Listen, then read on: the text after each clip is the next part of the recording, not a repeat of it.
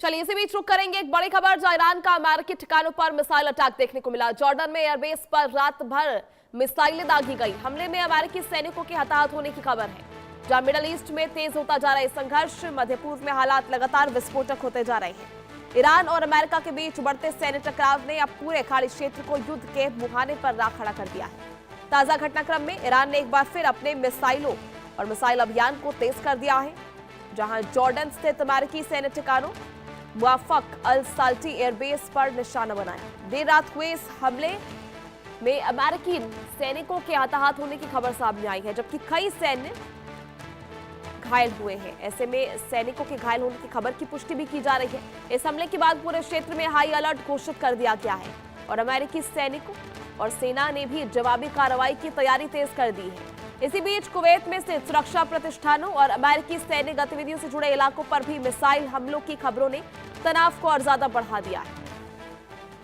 ऐसे में खाड़ी देशों ने अपनी हवाई सुरक्षा व्यवस्था को सक्रिय कर दिया है और कई जगहों पर मिसाइल इंटरसेप्शन सिस्टम तैनात कर दिए गए। इस घटनाक्रम के बाद आशंका जताई जा रही है कि यह संघर्ष अब केवल ईरान और अमेरिका तक सीमित नहीं रहेगा, बल्कि पूरे पश्चिम एशिया में इसका असर दिखाई दे सकता है।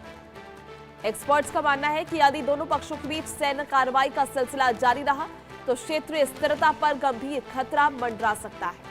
दुनिया की निगाहें अब वॉशिंगटन, तेहरान और खाड़ी देशों की अगली रणनीति पर टिकी हुई है।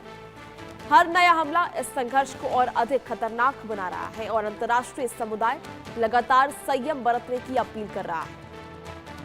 तो ऐसे में ईरानी मिसाइलों से अमेरिकी ठिकाने दहल उठे हैं। हमले में अमेरिकी सैनिकों के हताहत होने की सूचना भी मिल रही है।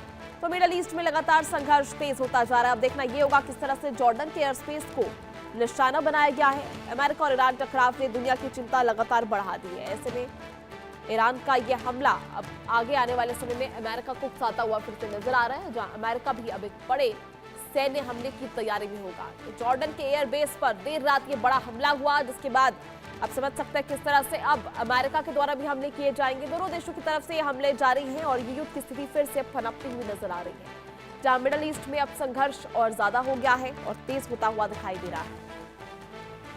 ऐसे में ईरान का अमेरिकी ठिकानों पर यह निशाना आगे आने वाले समय में अमेरिका को भी एक बड़ी तैयारी के लिए चुनौती देता हुआ नजर आ रहा है। हमले में अमेरिकी सैनिकों के हताहत होने की खबर भी सामने आ रही है।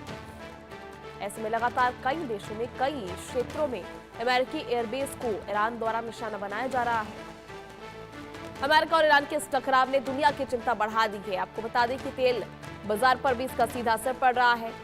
लगातार अमेरिका स्ट्रेट ऑफ हॉर्मुज को खुलवाने के प्रयास कर रहा है, लेकिन किसी भी तरह से ये प्रयास जो है पॉजिटिव इंपैक्ट लाते हुए दिखाई नहीं दे रहे हैं। हॉर्मुज जस के तस हालात वहां बने हुए हैं, जहां ईरान के द्वारा हमले किए जा रहे हैं। जहाजों की सामान्य आवाजाही पर पूरी तरह से रोक लगा दी गई है और वो सभी जहाज नियमों का उल्लंघन करते हुए नजर आ रहे हैं, उन पर ईरान द्वारा हमले किए जा रहे हैं।